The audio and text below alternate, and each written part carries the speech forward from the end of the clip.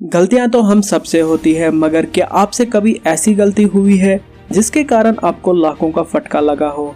मेरे ख्याल से कभी नहीं, मगर आज के इस इंफॉर्मेटिव वीडियो में मैं आपको कुछ ऐसी गलतियों के बारे में बताऊंगा जिनके कारण अरबों का नुकसान भरना पड़ा था। द SS सुल्ताना एक स्टीम बोट थी जिसे सिंसिनाटी में बनाया गया था। ज्यादातर ये बोट ओहियो के नदी से सफर करती थी। स्टीम बोट उस समय सबसे ज्यादा एडवांस सेफ्टी के लिए मानी जाती थी, लेकिन 27 अप्रैल 1865 को एक स्टीम बोट 2300 पैसेंजर और यूनियन वार के छूटे हुए कैदी और बोट के क्रू मेंबर्स को लेकर निकल पड़ी और सुल्ताना बोट के 2 बॉयर्स में धमाका हो गया लगभग रात के 2 बजे और स्टीम बोट डूब गई मेम्फिस से 7 मील की दूरी पर। उस हादसे के कारण 1800 लोगों की मौत हो गई और इन्वेस्टिगेशन में पता चला सुल्ताना की पैसेंजर कैपेसिटी सिर्फ 376 थी, जिसके कारण यह हादसा हुआ और बोट डूब गई। जॉन्सटाउन पेंसिल्वेनिया का एक सेंट्रल टाउन है और ये शहर स्टील की प्रोडक्शन के लिए माना जाता है। इस शहर में एक डैम था जिसे साउथ फोर्क डैम कहा जाता था।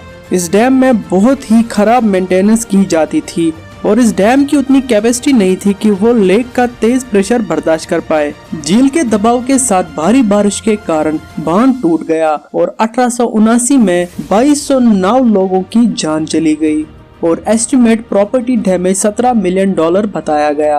अमेरिकन रेड क्रॉस ने रिलीफ जमा की और सिर्फ $3.7 बिलियन ही जमा कर पाई। इस नुकसान को इंजीनियरिंग का सबसे बड़ा फेलियर कहा गया। क्यूबिक ब्रिज जो कि 1801 फीट लंबा है, आज तक का दुनिया का सबसे बड़ा पुल माना जाता है। पहली बार यह पुल 29 अगस्त 1907 में गिर गया और जो मजदूर उस समय उस पर काम कर रहे थे 55 लोगों की जान चली गई। और हादसे के बाद इंजीनियर का कहना था उन्होंने अपनी गलती से काफी कुछ सीखा और दोबारा पुल को बनाना शुरू कर दिया। इस बार पुल की टांगे पहले मुकाबले और भी ज्यादा मजबूत कर दी गई, मगर 11 सितंबर 1916 में एक बार फिर से पुल टूट गया और 13 मजदूर मारे गए।